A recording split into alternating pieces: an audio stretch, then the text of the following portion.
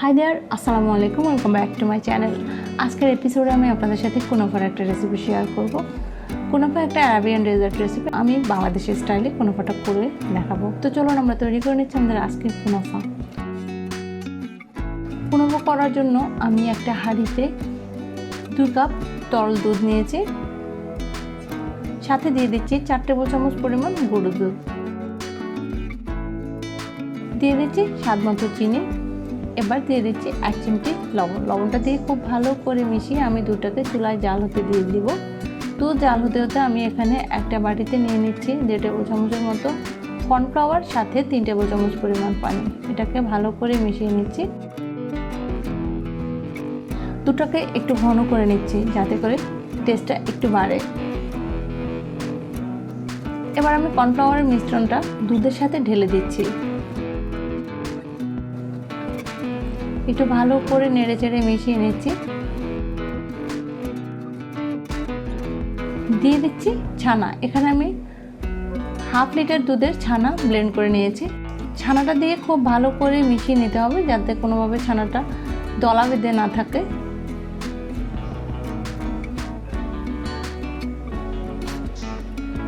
আর ভালো করে নেড়ে চেড়ে অল্প আঁচে এটা রান্না করতে হবে। খেয়াল রাখতে হবে যাতে কোনোভাবে না পুড়ে যায়। যখন ঘনত্বটা ঠিক এরকম হয়ে যাবে তখনই আমরা এটাকে চুলা থেকে নামিয়ে ঠান্ডা করে নেব। আমাদের ক্রিমটা রেডি হয়ে গেছে। এবার আমরা একটা বাটিতে নিয়ে নিচ্ছি 200 গ্রামের 1 প্যাকেট লাচ্ছা সেমাই,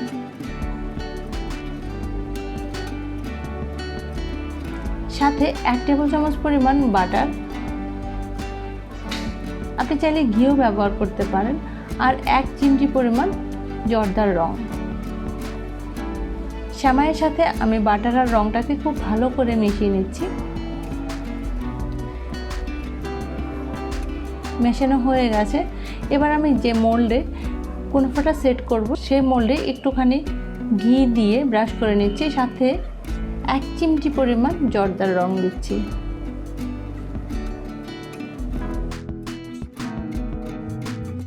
ব্রাশ করা হয়ে গেলে এবার আমি সেমাইগুলো থেকে অর্ধেক সেমাই বাটিতে নিয়ে নিচ্ছি।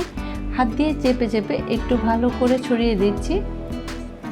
পাশ থেকে একটু উঠিয়ে দিচ্ছি যাতে ক্রিমটা মোল্ডের গায়ে না লেগে যায়।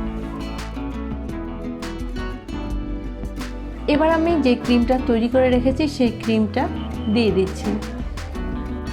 ক্রিমটা দিয়ে আমি ক্রিমটাকে একটু ছড়িয়ে দিচ্ছি। এবার বাকি সেমাইগুলো দিয়ে ক্রিমটাকে ঢেকে দিচ্ছি।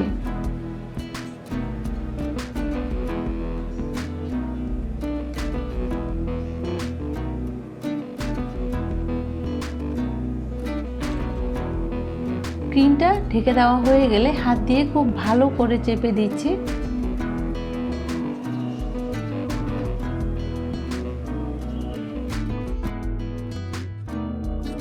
এবার আমি এই কুনাফার মোল্ডটাকে চুলায় বসিয়ে দিচ্ছি।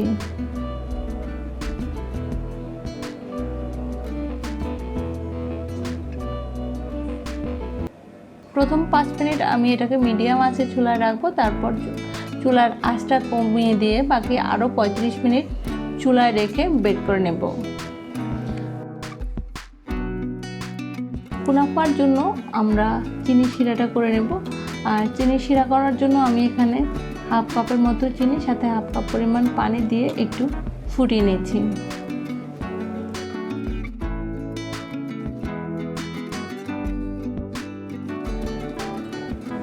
ফুটিয়ে নেওয়া হয়ে গেছে ভিউয়ার্স। এবার প্রায় 35 মিনিট পর আমি দেখাচ্ছি আমার কুনাফাটা ঠিক কেমন হয়েছে। কুনাফাটা তৈরি। এবার আমি কুনাফাটাকে চুলা থেকে তুলে নেব।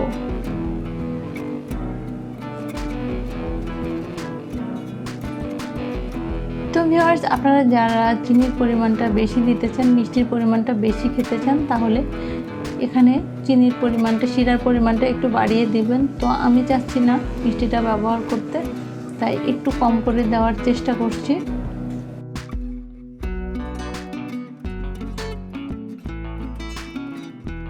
আর এদিকেও আমি চাচ্ছি না খুব বেশি চিনি দিতে, তো শিরাটা আলাদা রাখলেই ভালো, যার পছন্দ সে শিরাটা নিয়ে খাবে, আর যাদের পছন্দ নয় কিংবা যারা মিষ্টিটা অ্যাভয়েড করতে চান তারা শিরাটা বাদ দিতে পারেন। আমি কিছু পেস্তা আর কিছু কাজু বাদাম একসাথে গুঁড়ো করে কুনাফাটা সাজিয়ে নিচ্ছি। আমি আশা করি আমার আজকের এই রেসিপি আপনাদের ভালো লেগেছে, আর ভালো লাগলে প্লিজ আমার চ্যানেলটি সাবস্ক্রাইব করবেন, সাথে থাকা বেল আইকনে একটা ক্লিক করে রাখবেন। আর আমার রেসিপি ভালো লাগলে আমাকে সাপোর্ট করার জন্য রেসিপিতে লাইক করবেন, কমেন্ট করবেন। সবাই সুস্থ থাকবেন, ভালো থাকবেন। আল্লাহ হাফেজ।